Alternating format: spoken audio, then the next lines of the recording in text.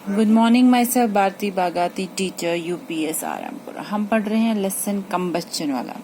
तो उसमें अभी तक हमने पढ़ा कंबस्चन क्या होता है, फिर हमने फ्यूल के बारे में पढ़ा कल, और फ्यूल एफिशिएंसी क्या होती है, कैलोरीफिक वैल्यू क्या होता है।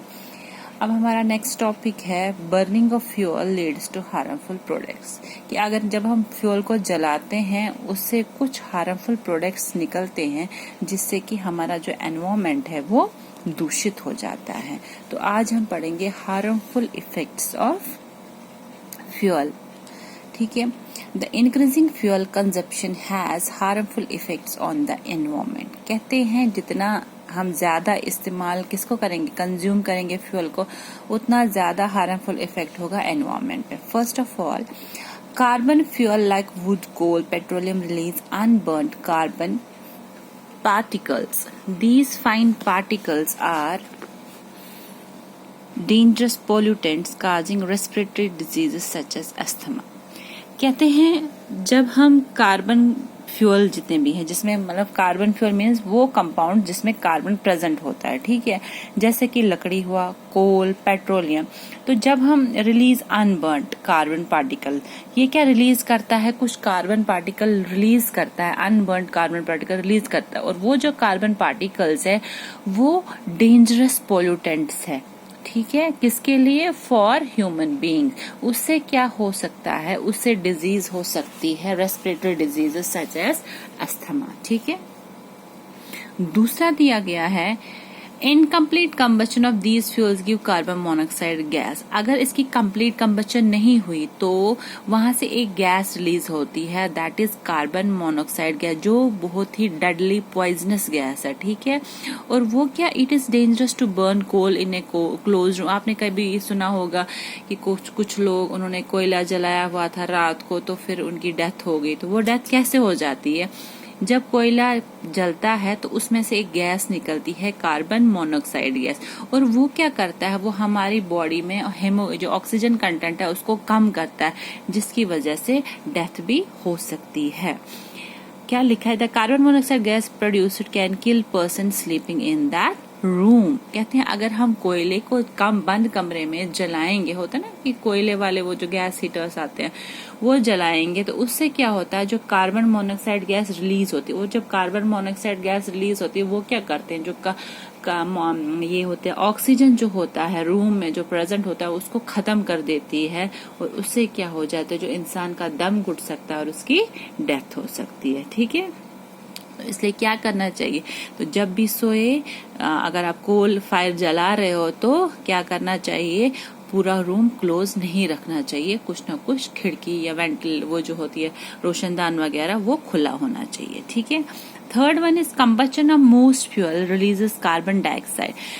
जितने लगभग मोस्टली जितने भी फ्यूल्स है, जब वो बर्न होते हैं तो वो एक कार्बन डाइऑक्साइड गैस रिलीज करते हैं। अगर ये कार्बन डाइऑक्साइड गैस ज्यादा इसकी इंक्रीज कंसेंट्रेशन, तो इसके क्या हो जाता है, ग्लोबल वार्मिंग। अगर ये कार्बन डाइऑक्साइड गैस ज्यादा मात्रा में रिलीज हो गई तो इससे क्या होता है, हमारा जो टेम्परेचर है वो बहुत ज्यादा बढ़ेगा, जिससे क्या हो सकता है, ग्लोबल वार्मिंग हो सकती है। ग्लोबल वार्मिंग क्या होता है, इंक्रीज इन टेम्परेचर। जो टेम्परेचर होगा वो डे बाय डे इंक्रीज हो जाता है। देखो लिखा है यहाँ पे, global warming is a rise in temperature of the atmosphere of the earth. This results among other things, मतलब ये बोल रहे हैं कि ग्लोबल वार्मिंग से क्या होगा, टेम्परेचर इंक्रीज होगा एटमॉस्फेयर में, और उसकी वजह से क्या होगा, जो हमारे ग्लेशियर्स हैं वो क्या हो जाएंगे, वो मेल्ट हो जाएंगे, जिससे कि हमारा जो सी लेवल होगा ना राइज हो जाएगा, और जिससे फ्लड्स वगैरह आने के चांसेस बहुत ज्यादा बढ़ जाएंगे।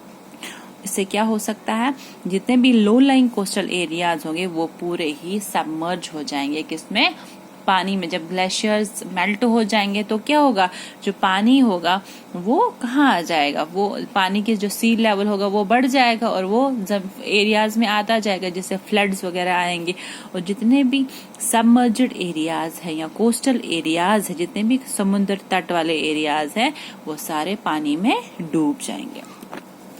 Next, burning of coal and diesel releases sulphur dioxide gas. कहते हैं जब कोयला या डीजल जलता है वहां से एक गैस निकलती, दैट इज सल्फर डाइऑक्साइड, और जो भी क्या है, ये एक्सट्रीमली सफोकेटिंग एंड करोजिव गैस है। corrosive gas. Moreover, petrol engines give off gases dioxides of nitrogen. कहते हैं पेट्रोल इंजन से कौन सी गैसेस ऑक्साइड्स ऑफ नाइट्रोजन निकलते हैं.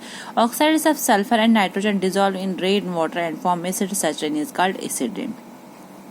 कहते हैं ये जो सल्फर है जो कहाँ से निकलता है, कोल और डीजल से बर्न जब होता है, या ये जो नाइट्रोजन है ये क्या हो जाता है, ये रेन वाटर में मिक्स हो जाता है और वहाँ पे क्या एक रिएक्शन होती है, एसिडिक रिएक्शन. तो यहाँ वहाँ पे ये एसिड बनाता है और फिर जब बारिश गिरती है वो बारिश कैसी गिरती है, एसिडिक, जिसको हम बोलते हैं acid rain. It is very harmful. और वो जो बारिश है वो हमारे फसल के लिए, बिल्डिंग्स के लिए और मिट्टी के लिए बहुत ही नुकसानदायक है. क्यों?